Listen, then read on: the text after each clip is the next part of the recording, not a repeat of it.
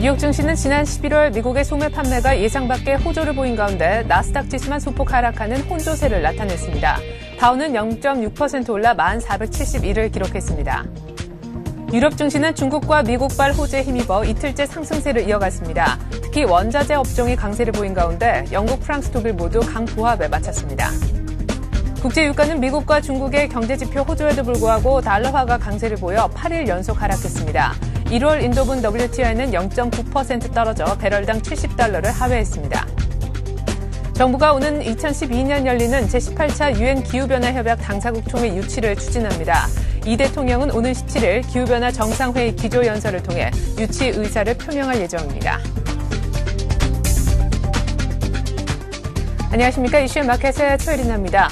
소비가 회복되고 있는 것으로 확인이 되면서 뉴욕 증시에서 다우가 3일째 강세를 보였습니다. 0.6% 올라서 1471을 기록했는데요. 나스닥만 소폭 밀리면서 전체적으로는 혼조세를 보였습니다.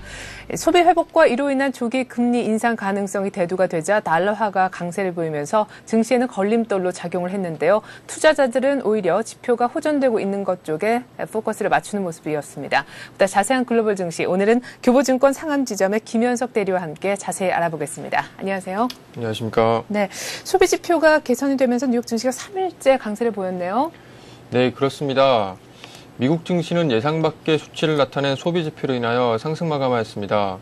다우 지수는 0.63% 오른 1471포인트를, S&P 500 지수는 0.37% 오른 1106포인트를, 나스닥 지수는 약보합인 마이너스 0.03%로 장을 마감하였는데요. 다우 지수의 상승은 원자재 관련주와 항공 관련주가 시장을 이끌었습니다. 세계 최대 알루미늄 생산업체인 알코아는 JP모건의 실적 전망 상향 보고서로 인하여 8.22%나 급등하였습니다. JP모건은 알코아의 2010년도 주당 순이익을 기존 1.15달러에서 1.41달러로 상향 조정하였으며 목표 주가를 기존의 22달러에서 25달러로 상향하였습니다. 또한 백화점 업체인 메이시스는 소비 지표 개선에 힘입어 6.24% 상승 마감하는 등 소매 의류 관련주가 주가의 상승을 이끌었습니다. 보잉사가 1.7%, 뱅크 오브 아메리카가 신임 CEO 선임을 위한 협상을 했다는 소식에 2.76% 상승하는 마감을 하였습니다. 네, 전업종이 강세를 보인 가운데 소매 관련주가 특히나 강세로 마감할 수 있었던 것, 역시나 소비 관련 지표가 개선됐기 때문인데요. 지난달 블랙 프라이데이와 추수감사절이 끼어 있었던 쇼핑 시즌의 성적표가 드디어 공개가 됐습니다. 크리스마스를 앞둔 연말 쇼핑 시즌이 한창인 가운데 발표가 됐던 중간 성적표라서 그 어느 때보다 관심이 뜨거웠는데 결과가 상당히 좋았어요. 네, 그렇습니다. 뉴욕 증시가 개장 전 발표된 미국의 11월 소비 판매는 전달에 비하여 1.3% 증가한 것으로 나타났습니다. 이는 시장의 전망치인 0.6%의 2배를 훨씬 초과하는 수치여서 상당히 놀라운 수치였습니다. 자동차 판매를 제외한 11월 소매 판매 역시 1.2% 증가하며 올 1월 이후 최대의 상승폭을 보였습니다. 또한 자동차와 에너지를 제외한 소매 판매 역시 전월보다 0.6% 증가하며 기존의 시장 예상치인 0.2%를 훨씬 웃돌았습니다. 네, 연말 쇼핑 시즌을 포기하지 않고 소매점들이 할인과 세일에 굉장히 좀 열을 올렸던 것이 이번 11월 미국의 소매 판매가 강한 회복세를 보일 수 있었던 이유가 아니었나 싶은데, 다음 달, 그러니까 11월 다음 달이니까 이번 달이죠. 이제 12월 미시간대 소비 심리 지수도 나왔는데 소비 심리 지표도 괜찮게 나왔어요. 네, 그렇습니다. 장중 발표된 12월 미시간대 소비자 신뢰 지수는 73.4포인트로 시장의 예상치인 68.8포인트를 훨씬 넘어섰으며 지난달 67.4포인트에 비하여 크게 상승하였습니다. 실업률이 진정되고 소비 지출에 대한 우려가 줄어들면서 3개월 만에 상승 전환한 것으로 예상됩니다. 장전에 발표되었던 소매 판매 지수와 미시간대 소비자 신뢰 지수가 예상을 깨고 크게 상승하면서 미국 경제에 대한 경제 회복이 어느 정도 자신감을 찾은 것으로 판단이 되고 있습니다. 네, 11월 고용지표가 크게 호전이 됐었는데 그것이 고스란히 소비 회복으로도 이어지고 있는 모습이 아닌가 싶습니다. 또한 10월 기업 재고도 늘어난 것으로 발표가 되면서 기업들도 경기 회복세에 발맞추고 있다는 소식인데요. 결과도 좀 공개를 해 주시죠. 네, 미국 10월 기업 재고가 0.2% 상승하면서 기존의 감소 예상을 깨고 크게 상승하였습니다. 이는 14개월 만의 첫 상승이며 소매 판매가 증가함에 따라서 기업들이 주문 생산이 증가하고 있는 것으로 보입니다. 역시 11월 수입 물가지수 역시 전월 대비 1.7% 상승 마감하였는데요. 5개월 만의 최대폭의 상승이며 4개월 연속 상승세를 지속하고 있는 것으로 보여 미국 경제 회복이 어느 정도 두드러지고 있는 것으로 보입니다.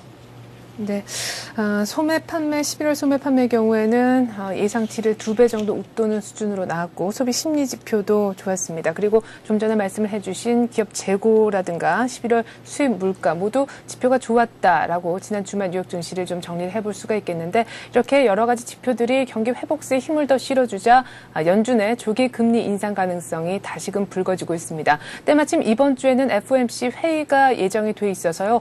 금리를 정말 조만간 올리는 것이 가능한 것인지에 대한 여러 가지 말들이 많은 것 같은데 조기 금리 인상 가능성 어느 정도 됩니까? 네, 이번 주는 가장 중요한 일정인 16일의 12월 FOMC가 예정되어 있습니다. FRB는 과거의 고용지표 개선이 확인될 때까지 현재의 저금리 정책을 유지하겠다라는 말을 했었는데요. 이를 근거로 최근 개선된 주요 경제지표의 호조세로 인하여 조기 금리 인상을 할 수도 있다는 의견이 분분합니다. 당장 실현될 가능성은 거의 없어 보이는데요. 그 이유는 예상보다 개선된 고용지표를 발표한 지난 7일에 버냉키 의장이 의회에 나와 미국 경제는 여전히 맞바람을 준비해야 한다라는 코멘트를 한 적이 있습니다. 이것으로 볼 때 기존의 경기 부양 차원의 통화 정책을 변화할 가능성은 거의 없어 보인다고 보입니다. 또한 그동안 금리 인상의 가능성으로 제시되어 왔던 달러 가치 하락세 역시 최근 하락 추세를 멈추면서 중기 평선인 75.6달러대를 강하게 돌파하는 추세 전환하는 모습을 보이고 있습니다. 여기에다가 기존의 고용 지표 등 실물 경제 회복을 가늠할 수 있는 지표들이 일시적인 개선인지 아니면 추세 전환으로 접어든 것인지는 앞으로 2, 3개월 정도를 더 지켜봐야 되기 때문에 기존의 통화 정책을 섣불리 변화시킬 그런 분위기는 아직까지 아닌 것 같습니다. 네, 올해 마지막 FOMC에서 금리를 올릴 가능성은 거의 제로에 가깝지만 저금리 기조를 상당 기간 유지하겠다라는 이 통화 정책 방향 부분에 대한 어떤 수정이 있을지가 관심사가 될 것 같네요. 어쨌거나 11월 소매 판매가 미 증시에 크게 반등을 준 가운데 이번 주에는 또 어떤 지표들이 기다리고 있는지 모르겠는데 일정을 한번 챙겨볼까요? 네, 이번 주 증시는 일단 15일 발표되는 11월 산업생산지수가 있습니다. 11월 산업생산지수는 자동차 생산에 힘입어 1% 정도 증가할 것으로 보입니다. 다음 날 나오는 11월 주택 착공 역시 전월 비해 증가할 것으로 예상이 되고 있습니다. 또한 몇 개의 기업들이 실적을 발표하는데요. 베스트바이, 페덱스, 나이키, 오라클, 어도비 등이 4분기 실적을 발표합니다. 기술업종에서부터 물류업종까지 다양한 업종의 기업 실적들이 발표됨에 따라서 미국 경제지표 회복에 이은 기업들의 회복세가 어느 정도 있는지를 판단할 수 있을 것으로 보입니다. 주요 기업들이 4분기 영업이익은 전년 동기 대비 약 200% 이상 증가할 것으로 예상되지만 이는 금융위기로 인하여 지난 4분기 실적이 워낙 좋지 않았기 때문에 나온 것이지만 일단 이번 분기의 실적 상승폭은 상당히 클 것으로 기대가 되고 있습니다. 네, 자 이렇게 해서 뉴욕 이번 주 일정까지 한번 챙겨봤습니다. 뉴욕 증시 쪽에서도 거의 전 지표에 발표된 것이 모두 좋았다라는 말씀을 앞서서 전해드렸었는데요. 뉴욕 증시가 열리기 이전에 발표됐던 중국에서 발표된 지표들도 모두 좋은 것이 글로벌 경기 회복에 어떤 안도감을 준 것으로 분석이 되고 있습니다. 중국 쪽 지표도 한번 알아보죠. 네, 앞서 중국의 11월 소비 및 산업 지표 역시 시장의 예상치를 큰 폭으로 상회하는 결과를 보였습니다. 중국의 소비자 물가 지수는 10개월 만에 플러스권에 진입하면서 소비 경기의 뚜렷한 회복세를 나타냈습니다. 중국 국가통계국은 지난 11월 CPI가 전년 동기 대비 0.6% 상승하였다고 발표했는데요. 이는 당초 시장 전문가들이 예상치인 0.4% 수준을 크게 웃도는 결과이자 10월의 마이너스 0.5%에 견주어 봐도 큰 폭으로 상승한 것으로 보입니다. 생산자 물가지수 역시 큰 폭으로 개선됐는데요. 11월의 PPI는 마이너스 2.1%를 기록하며 전월의 마이너스 2.4%를 크게 상회하였습니다. 산업 경기의 그 빠른 회복세를 재확인할 수 있었습니다. 통계국은 11월 산업 생산이 지난해 같은 시기 대비 19% 늘어났다고 발표하는 등 다양한 수치로 중국 시장의 경제 호전을 반영하고 있는 것으로 보입니다. 네, 11월 산업 생산이 두 자릿수 증가율을 기록하고 또 소비자 물가 지수 역시 10개월 만에 처음으로 플러스로 진입하는 등 중국에서 발표된 여러 가지 지표들도 참 좋았다라는 것을 확인을 했습니다. 미국발, 중국발 호재로 유럽도 강세를 보였더라고요. 네, 그렇습니다. 광산주들이 경기 회복의 기대감을 나타내면서 시장의 상승세를 이끌었습니다. 영국은 0.32% 상승한 5,261포인트, 프랑스는 0.14% 상승한 3,803포인트를, 독일은 0.82% 상승한 5,756포인트를 나타냈습니다. 영국에 이어 프랑스도 보너스세를 도입할 것이라는 소식에 금융주가 약세를 보이며 추가 상승에 발목을 잡았으나 유럽 각국의 시장은 산타랠리를 맞이하는 분위기 속에서 전반적으로 강보합으로 시작을 마감하였습니다. 네. 자, 그리고 달러화가 강세를 보였습니다. 소비 관련 지표가 일제조차 달러화가 이제 강세를 보였는데 상품 쪽 얘기도 좀 들어보죠. 유가가 8거래일째 하락이에요. 네, 유가가 지금 6년 만에 처음으로 8영업일 동안 연속 하락 마감을 하였는데요. 지난주 유가는 0.9% 하락한 69.87달러를, 금은 0.6% 하락한 1119.40달러를, 4달러를, 달러 인덱스는 상승 마감하였습니다. 0.66% 상승한 76.5로 마감을 하였는데요. 달러의 가치가 상승하면서 원유와 원자재로 유입되었던 자금들이 빠져나가고 투기적 거래 역시 줄어들면서 가격의 하락세를 이끌고 있는 것으로 보입니다. 금 가격은 8영업일 동안 계속 하락하면서 지난 11월 13일 이후 최저치를 기록하는 모습으로 하락 마감하였습니다. 네, 지표가 호전되면서 달러화가 엔화 대비로도 올랐고 또 유로존의 일부 국가들의 신용 위험 우려 속에 달러화가 유로화 대비로도 상승을 했습니다. 이제 달러 인덱스 기준으로 봤을 때 2개월 내 최고까지 올라왔는데 좀 재밌는 부분은 이제 어떤 달러화의 강세와 유럽 증시의 강세가 동반해서 나타나고 있다는 점인 것 같습니다. 얼마 전까지만 해도 지표가 좋으면 뉴욕 증시가 오르면서 위험 거래가 좀 증가해서 달러화가 약세를 보이지 않았었습니까? 이제는 증시와 미국 달러화의 가치의 강세가 함께 나타난다라는 것이 어떤 랠리의 시그널을 보여주는 거 아닌가 하는 생각도 드는데 어떻게 보시는지요? 네, 그렇습니다. 당초 시장에서는 달러의 하락 추세가 지속될 것이라는 그런 견해를 많이 보였습니다. 하지만 달러 인덱스 차트를 살펴보면은 중기 평선인 미국에서 제시하는 50일 평선인 75.6달러대를 강하게 상승 전환하는 모습을 지난 주말까지 보여줬는데요.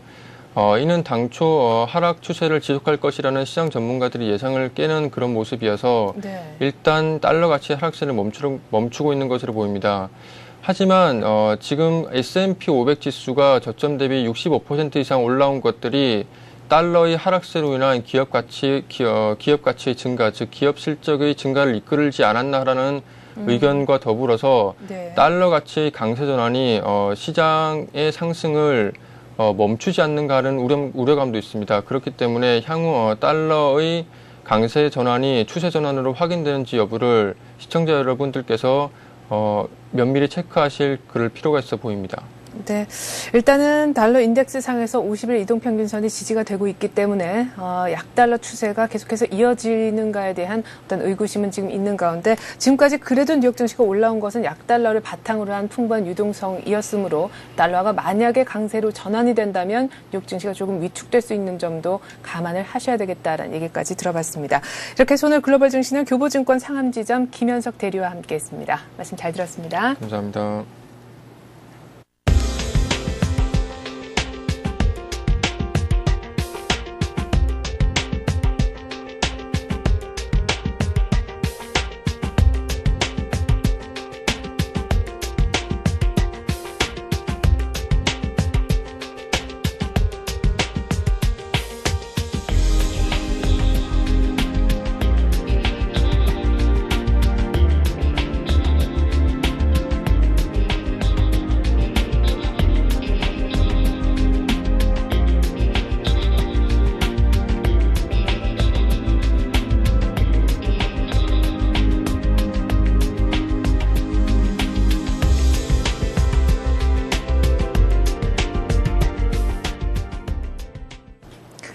그렇다면 이 같은 글로벌 증시 바탕으로 해서 오늘 우리 증시는 또 어떤 흐름을 보여줄까요? 동양증권 홍재지점 최일종 팀장 연결해서 전망 듣겠습니다. 안녕하세요. 네, 안녕하십니까. 최일종입니다. 네, 주말에 뉴욕 쪽의 분위기는 좋았던 것 같은데 우리 증시도 뭐 만만치 않죠. 이제는 이번 주에 코스피가 1700선을 돌파할 수 있을지 얘기가 주말에 많이 나왔던 것 같은데요. 연일 올라서 또 급등에 따른 피로감도 느끼는 자리인 것 같습니다. 일단 오늘 우리 장 흐름에 어떤 영향을 줄지 변수들 한번 체크를 해보죠. 네, 그렇습니다. 우리 증시가 그동안에 이제 글로벌 증시의 영향이었고, 이제 수급적인 측면에서 이제 그 기술적인 흐름을 보여줬다. 이렇게 평가를 해볼 수 있을 것 같은데요. 딱히 이제 악재와 호재가 두드러져 있는 상황이 아닌 상황에서 두바이 쇼크 이후에, 우리 증시가 단 하루를 제외하고 연일 상승하는 모습을 보여줬다라는 거. 이러한 부분에 있어서는 가파른 상승 부분이 있는 만큼, 조정도 어느 정도 있을 가능성이 있겠다라는 사실에 주목을 해야 될 것 같습니다. 결국은 그동안의 기술적 반등 이후에 나타나는 기술적 저항대 그리고 현금 확보를 위한 개인들의 욕구 증대가 하루하루 시간이 갈수록 강해지고 있기 때문이다라고 볼 수 있겠습니다. 이러한 현상을 뒷받침하듯이 최근 며칠 장세 속에서 개별 종목과 코스닥 종목들의 수익률이 강세를 보였다는 것은 전체 지수의 상승 가능성이 다소 부정적이면서 언제든지 조정이 올 수 있는 대형주 전략보다는 가볍게 치고 빠지면서 실속을 차릴 수 있는 개별 종목과 코스닥 업종 테마주 이러한 쪽에 집중했다라고 정리해 볼 수 있을 것 같습니다. 코드러플 만기 이후에 나타난 우호적인 수급 구조 상당히 좋습니다. 현재로서도 여전히 우호적인 흐름을 보이고 있습니다. 12월 8일 저번 주죠. 화요일 이후에 나타나고 있는 코스피 시장 거래량 증가는 그동안의 웹도덕 현상을 보였던 파생 시장의 영향력을 어느 정도 탈피하고 있다는 점에서 긍정적인 분위기가 예상이 되고 있고요. 또 향후 있을 그 배당에 대한 기대 심리 다소 지금 현재 지수대가 올라와 있는 그런 상황이니만큼 가격 상승에 의한 매력도도 떨어져 있는 상황이다라고 이제 볼 수 있겠습니다. 따라서 안정적인 수준에서 모든 가격 메리트는 다소 약화되어 있는 상황이기 때문에 오늘 우리 증시의 변수라고 한다 이러면은 기술적인 부분에 있어서의 그동안 랠리 성격의 조정 이러한 부분을 좀 생각을 해봐야 될 것 같다는 생각입니다. 그래서 다시 한번 정리를 해본다 이러면은 두바이 쇼크 이후에 하루를 제외하고 상승하는 모습의 조정의 당위성 측면 그리고 개인을 비롯한 투자 주체들의 현금 확보 가능성, 전체 대형주보다는 개별 종목과 코스닥 테마 이러한 쪽에 수익률이 집중되는 현상, 그리고 웹도덕 현상 탈피, 가격 상승 이후에 배당 등의 메릿 약화 이런 것으로 이제 오늘 우리 시장의 혼조세를 한번 예상을 해보겠습니다. 결국은 현 구간은 다소 조심해야 되는 구간이다라고 말씀드릴 수 있을 것 같고요. 우리 시장은 오늘 이후로 해서 미국 시장의 그 글로벌 그 경제 지표라고 할 수 있는 15일 이후에 어느 정도 변동성이 하락적으로 나타날 가능성이 있겠다라고 정리해 보겠습니다. 네, 만기일 효과로 코스피가 강하게 튀어 올랐기 때문에 소폭의 되돌림 과정이 있지 않겠나 예상하셨는데 대형주보다는 개별 테마주 얘기를 하셨거든요. 좀 구체적인 투자 전략 들어보죠. 네, 딱히 개별 테마주 성격의 중소형주 쪽으로 접근하는 것도 좋겠습니다만은 대형주 쪽 핵심주들은 여전히 강세다라고 보시면 될 것 같습니다. 여전히 전기전자와 화학주 그리고 이제 기타 이제 지금 강세를 보이고 있는 철강주라든가 이런 쪽은 여전히 이제 강세의 모습을 보이고 있기 때문에 이러한 쪽은 계속해서 집중을 하시되 그 외로 이제 그 개별주라든가 이제 테마주 쪽으로 한번 집중해 볼 필요가 있겠다라는 생각인데요. 제가 저번 주 수요일 날 코드러플 만기 전략 전일 투자 전략으로 수요일을 위한 이제 전략이 아닌 이제 랠리가 진행되고 있다라는 점에서 주목을 하고 전략을 이제 적극적인 접근 전략을 좀 한번 펼쳐보자 이렇게 말씀을 드린 적이 있는데요. 상황은 그렇습니다. 대형주가 이미 랠리가 지금 나오고 있는 상황이고 추가적인 상승 흐름이 조금 다소 보수적이다라고 하면 개별 종목들하고 이제 테마주 쪽의 이제 흐름이 어느 정도 수익률 개념에서는 좀 접근 전략이 좀 유효하겠다라는 건데 이번 주 흐름상으로는 외국인 기관이 매수하는 대형 블루칩과 배당 관련 중소형주 그리고 중소형 테마주 강세가 이번 주는 나타날 가능성이 크겠다라는 생각이겠고요. 핵심 테마주 쪽으로는 이제 IT, 아이팟 관련해 가지고 이제 그 전기전자 쪽, 그다음에 이제 코펜하겐 기후협약 관련한 이제 테마주, 그리고 이사전지 관련한 이제 그 중소형 테마 이러한 쪽에 집중을 해보자라고 이제 말씀드리보겠습니다. 그리고 이번 주에 미국의 경제 일정 발표 중에서 15일 날 내일 모레 우리 증시에 영향을 미치는 이제 산업 생산과 이제 주택 시장 지표가 이제 중요하게 영향을 미칠 것으로 이렇게 보이는 만큼 주변주 이제 소외주로서 재건 전략은 일단 피하는 게 좋을 것 같고요. 일단 핵심주, 대형주 쪽에서는 완전히 올라가는 핵심주와 그리고 테마주 쪽에 좀 집중을 해보자라는 전략이 이번 주 전략이 되겠습니다. 네. 자, 그렇다면 조금 보수적이긴 하지만 그래도 접근이 가능한 일부 대형주 중에서 테마성이 있는 종목이라면은 더할 나위 없이 좋겠다라는 생각도 드는데 그런 종목 좀 꼽아주실 수 있겠습니까? 네, 저번 주 말에, 저번 주 중반에 제가 이제 그 증권주를 한번 말씀을 드렸는데요. 증권주의 랠리, 가능성이 있을 것 같습니다. 한번 마지막 주 후반에 강한 탄력을 이제 보고 있는데, 오늘은 이제 그러한 이제 제가 앞서 말씀드린 이러한 재료적인 측면에서 LG화학을 말씀을 드리겠습니다. LG화학은 수급적인 측면에서 외국인 기관의 우호적인 매수가 지금 시작이 됐죠. 재료적인 측면이 상당히 좀 부각이 될 것 같습니다. 2차 전지, 즉 이제 전기 자동차에 대한 글로벌 위상이 이미 테마를 벗어나서 향후 글로벌 최강자로서 이제 부각이 될 것으로 이렇게 보이고요. 또한 이제 삼성전자와 LG 디스플레이가 중국의 LCD 관련한 공장을 설립을 하죠. 이러한 부분에 있어서 편광 필름을 제조하고 있는 LG화학의 이제 최대 수혜로 부각이 될 것으로 이렇게 보고 있습니다.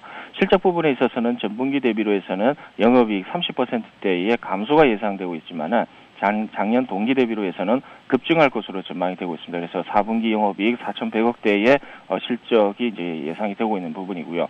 기술적인 부분은 이제 차트를 보시면서 말씀드리겠습니다. 차트를 보시게 되면은 약 2주 동안의 횡보 기간을 거쳤습니다. 거친 이후에 금요일 날 장대 양봉 형성을 했죠. 이러한 부분에 있어서는 하나의 패러다임이 변화되고 있다라는 측면에서 상당히 중요한 의미로 받아들여지고 있다라고 보고 있습니다. 그래서 9월 28일 날 최고가가 25만 5,500원에 이제 형성이 돼 있는데 이러한 부분을 요번에 상향 돌파할 가능성이 좀 크겠다라는 생각이고요. 매수가는 23만 원 정도를 보겠습니다. 23만 4천 원 정도가 이제 금요일 날 종가로 이제 형성이 돼 있는데 23만 원에서 23만 4천 원 부분까지의 어느 정도 저가 매수는 가능할 것 같고요. 그리고 목표가는 이제 주봉상으로 보죠. 주봉상으로 보게 되면은 25만 원대가 어느 정도 상당히 좀 고가로서 최고가에 근접한 위치인데 이러한 부분에 있어서는 어느 정도 물량화 이 하나의 저항대로서 작용될 가능성이 있기 때문에 한 수 아래나 아니 위에 오버슈팅 가능한 구간에서 일단은 1차 마무리를 짓겠습니다. 그래서 26만 원 정도 선이 1차 목표가 정도가 될 것 같고요. 사실 이제 손절가 부분은 이러한 부분, 그러니까 전체적으로 22만 3천 원 짧게 보겠습니다. 5일선 정도가 하회할 때는 어느 정도 이제 현금 확보하고 이제 대기하는 쪽으로 말씀을 드려보겠습니다. 네, LG화학 얘기까지 들어봤습니다. 오늘장 전망해 주신 분은요, 동양증권 홍제지점의 최일종 팀장이었습니다. 고맙습니다. 감사합니다.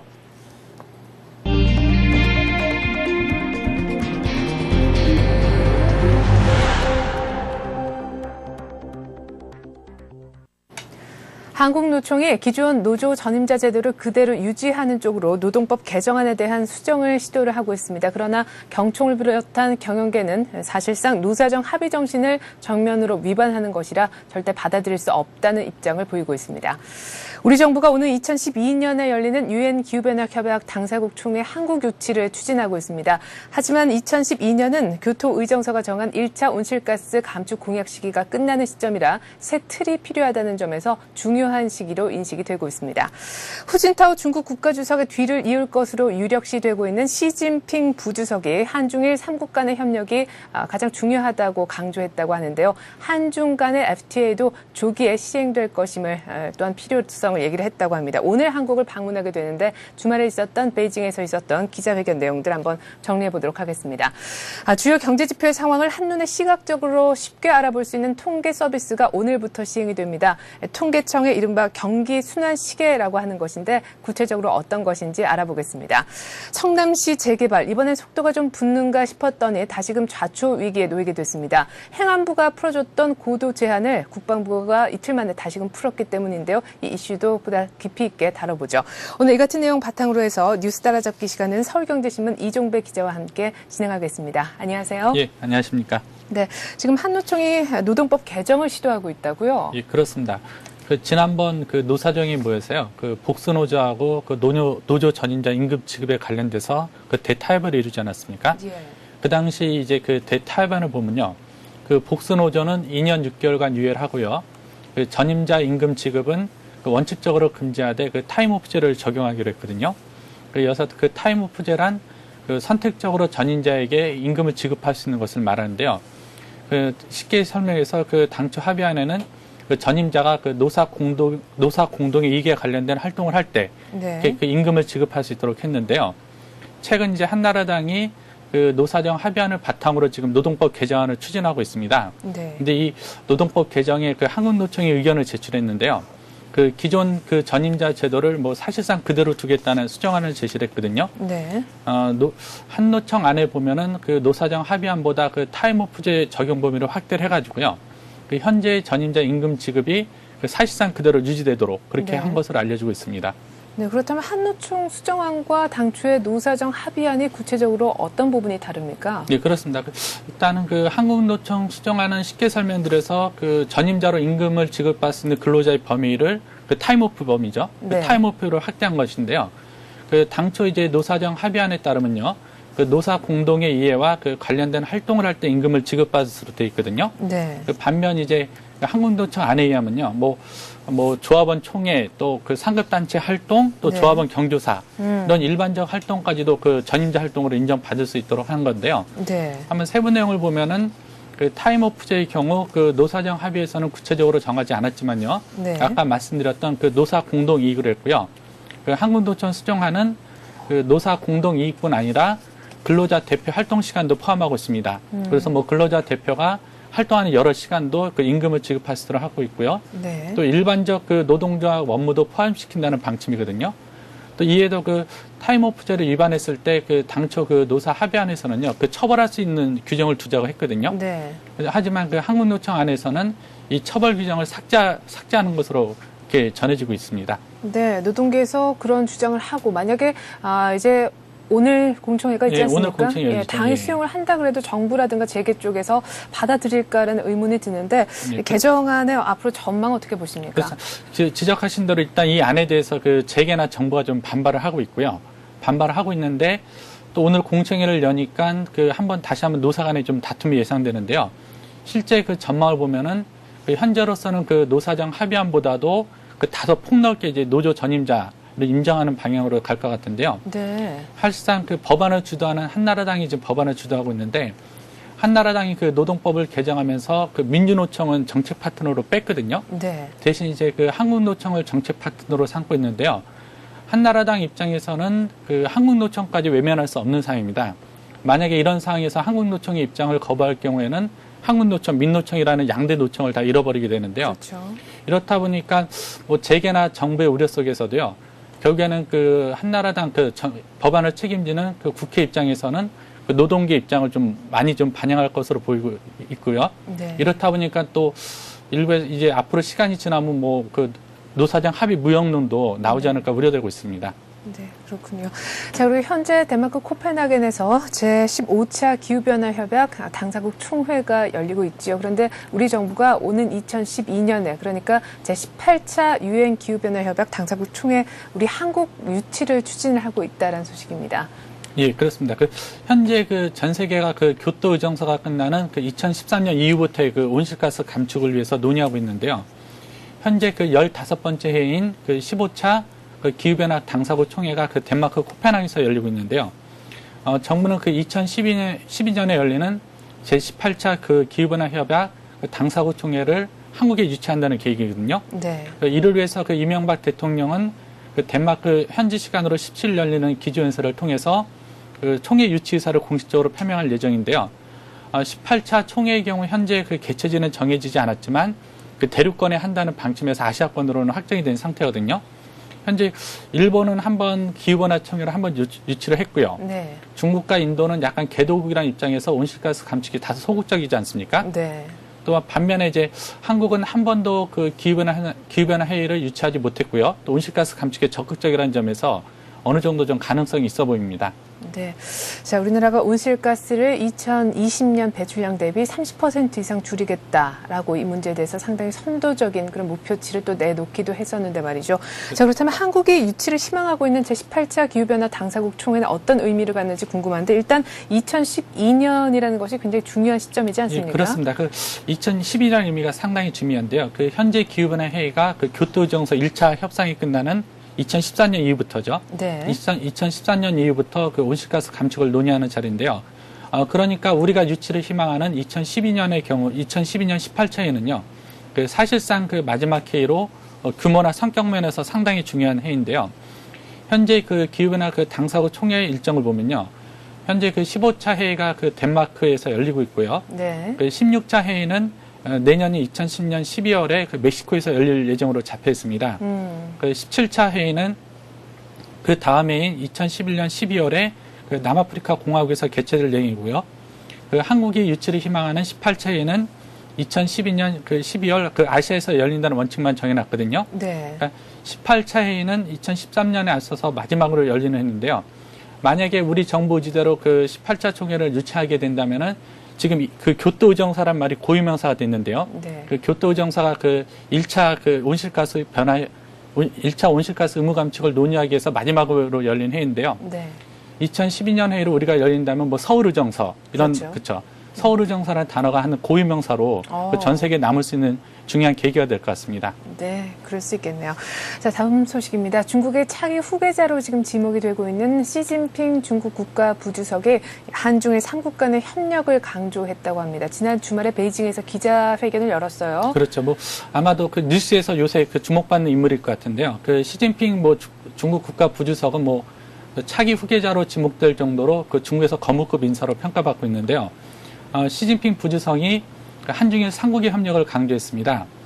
시 부주석은 14일 그 한국을 방문할 예정인데 오늘인데요. 그 방문에 앞서 그 중국에서 가진 기자회견에서요.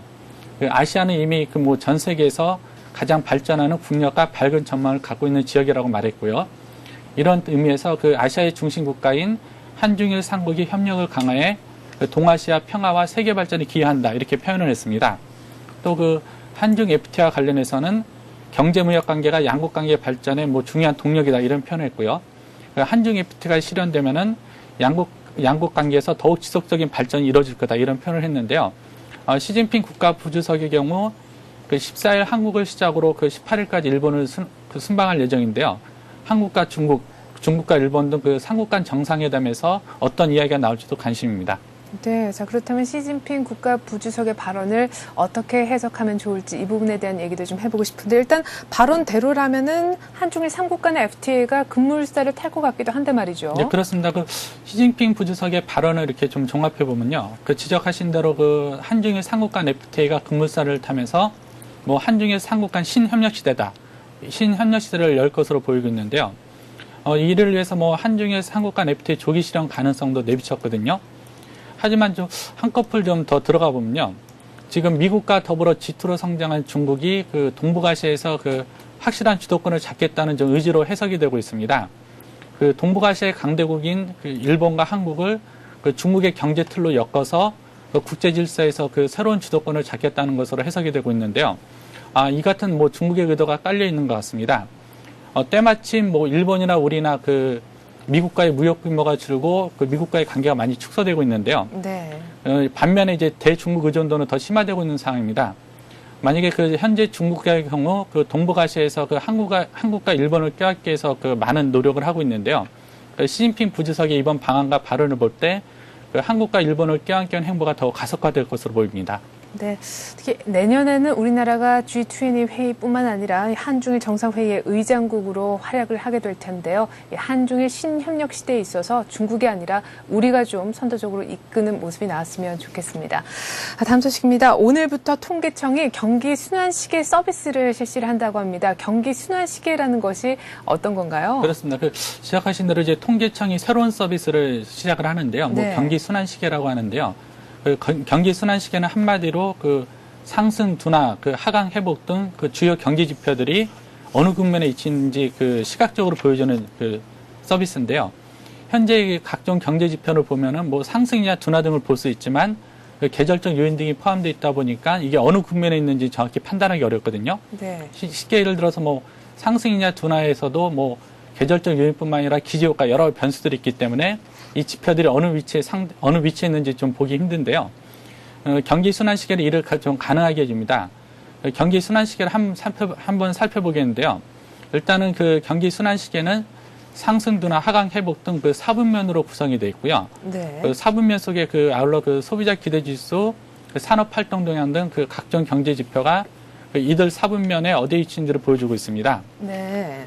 즉 소비자 기대 지수가 얼마나 올랐다 해서 그 한 단계 더 나아가서요. 그 소비자 기대 지수가 뭐 상승 국면에 있다, 또 하강 국면에 있다 이렇게 보여주고 있는 건데요. 그 현재 그 2009년 10월 현재 그 경기 순환 시계를 보여주고 있는 그림인데요. 보면은 뭐 몇 개 지표만 빼놓고 다 상승 국면에 있지 않습니까? 네. 그렇게 이 말을 쉽게 설명해서 우리 경제가 지금 각종 지표가 상승 국면에 있다 이렇게 좀 알 수 있는 건데요. 네. 통계청은 이제 매월 초 그 경기 순환 시계를 업데이트할 예정이고요. 10월 말 현재 그 경제 지표를 경기 순환 시계에 비춰봤거든요. 네. 그랬더니 결론이 글로벌 금융위 1년 만에 그 각종 경제 지표들이 그 회복 국면을 나타내는 것으로 찍게 됐습니다. 네. 자, 이번엔 부동산 쪽 뉴스를 한번 보겠습니다. 성남시 재개발, 재건축이 다시 고도 제한에 묶여서 좌초 위기에 놓였다고 합니다. 사실상 이 성남시 재개발은 규모 면에서 수도권에서 가장 크기 때문에 관심들을 많이 갖고 있지 않습니까? 그렇습니다. 그 성남시 재개발, 재건축은 사실상 그 구도심 전체로 한다고 과언하는데요. 그 분당 신도시를 제외한 구도심 지역을 대상으로 하고 있습니다. 그 성남시 재개발, 재건축의 최대 걸림돌은 인근 군비 현장의 고도 제한인데요. 네. 문제는 지난 7월 그 행정안전부가 그 성남에 대한 고도 제한을 완화하겠다고 밝혔거든요. 그래서 뭐 재건축, 재개발에 좀 급무살을 탈 것으로 예상됐는데 이틀 만인 9일 국방부가 이를 뒤집었는데요. 성남 구도심은 그 15층 이상 현재 고도 제한이 적용될 경우에요. 네. 15층 이상 건물을 지을 수 없기 때문에 고도 제한이 완화되거나 풀리지 않으면은 사실상 재개발 재건축이 불가능합니다. 만약 그 고도 제한이 풀린다면은 그 성남시는 뭐 수도권의 또 다른 그 투자 요충지로 급부상할 것으로 보이는데요. 네. 현재 국방부가 용역을 진행 중인데요. 아마도 그 내년 1월 중 안에는 고도 제한 완화 등에 대한 결론이 날 것으로 예상되고 있습니다. 네, 그리고 산업계 소식 좀 보겠습니다. 올해 말에 재계 인사에서 오너가 경영인들이 전면에 나서는 친정 체계가 강화될 것으로 보인다라고 하는데 어떤 내용인가요? 네, 그렇습니다. 그 현재 금융위를 거치면서 기업들이 이제 내년을 준비하고 있는데요. 네. 그 내년을 준비하면서 그 인사의 특징이 오너가의 전면 배치로 좀 요약이 되고 있거든요. 아마 그 한편으로 오너가의 책임 경영을 강화한다는 측면도 있지만 또 한편 부작용도 예상이 되고 있는데요. 일단은 그 오너가의 그 전문 경영을 내세운 기업들을 보면요, 뭐 신세계가 대표적이지 않습니까? 예, 그렇죠. 그 정영진 그 부회장으로 승진했고요. 뭐 그다음에 그 현대중공업, 현대종합상사 여러 그 업체들이 오너가의 전면 배치를 내세우고 있습니다. 현재 또 앞으로 인사가 남아 있는 것 중에서 뭐 삼성, LG, 뭐 현대자동차 이런 기업들이 있는데요. 네. 삼성도 그 이재용 전무가 그 전면 배치될 가능성이 높고 있거든요. 현재 이재용 전무가 직책은 전무인데요. 네. 뭐 지금 부사장 승진은 거의 기정사실화되고 있는데요. 예. 한 단계 더 뛰어넘어서 뭐 사장 승진도 예상되고 있고요. 또 LG가 역시 또 그 구본모 LG 상사 회장이 계시는데요. 네. LG 상사 회장도 여러 그 오너가들이 그 LG 그룹 경영에 그 전면으로 나설 것으로 보이고 있는데요. 네. 이에 따라서 아마도 그 올해 그 재계 인사의 큰 특징은 오너가의 전면 배치고요. 네. 그 오너가의 전면 배치에서 내년에 우리 기업들이 과연 뭐 오너 그 순기능이죠. 오너가의 그렇죠. 책임 경영 강화해서 본격적인 투자에 나설지가 좀 관심이 모아지고 있습니다. 네. 자, 그리고 끝으로 이번 주 국내 주요 일정도 좀 들어보죠. 네, 이번 주는 그 정부 각 부처 업무 보고를 시작으로 그 내년도 경제 방향의 그 구체적인 그 청사진이 나오는데요. 또 1년을 끌면서 그 갈등을 빚고 있는 그 영리의료법인 허용이 있지 않습니까? 네. 그 연구 용역 결과도 발표됩니다. 일단 주요 일정을 보면은 그 14일에요. 그 노동부 보건복지부를 시작으로 정부 각 부처의 업무 보고가 이어집니다. 일단은 그 노동부는 그 업무 보고에서 국정 최우선 과제인 그 일자리 창출을 위한 구체적인 방안을 제시할 것으로 보이고요. 복지부는 그 서민생활 안정 방안과 그 다자녀 및 그 맞벌이 가구 등에 대한 보육료 지원 및 그 저출산 대책을 발표할 예정인데요. 또 14일에는 한국은행이 그 11월 17일 물가 동향을 발표합니다. 그 화요일인 15일에는 그 한국은행에서 그 9월 말 기준으로 은행의 그 중장기 재원 조달 비율 현황을 내놓을 예정이고요. 또 15일에는 영리의료법인 설립에 대한 연구 용역 결과가 발표될 예정인데요. 정부는 그 연구 용역 결과를 토대로 내년 초 공청회를 갖고 최종 결론을 도출한다는 계획입니다. 또 16일에는 업무 보고가 계속 이어지는데요. 16일에는 국무총리, 특임장관, 기획재정부, 공정거래위원회, 금융위원 등의 업무 보고가 이어질 예정입니다. 일단은 재정부 업무 보고에서는 일자리 창출에 의한 경제 활력 회복 방안과 경제 선진화를 위한 인프라 체계화 등을 보고할 예정이고요. 금융위원회도 업무 보고에서 상시 기업 구조 조정과 취약계층 금융지원 방안을 발표할 예정입니다. 또 16일에는 11월 고용 동향 발표가 예정이 되어 있는데요. 현재 정부 주도 일자리 창출이 마무리된 가운데 비경제 활동 인구가 급증하고 있는데요. 네. 11월 고용 동향에서도 비경제 활동 인구 증가폭이 좀 늘어날 것으로 보이는데 어느 정도 늘어날지가 관심입니다. 또 17일에는 한국은행에서 10월 예금 취급 기간 가계대출 동향을 발표할 예정입니다. 네, 이종배 기자였습니다. 이 기자 수고 많았습니다. 네, 감사합니다.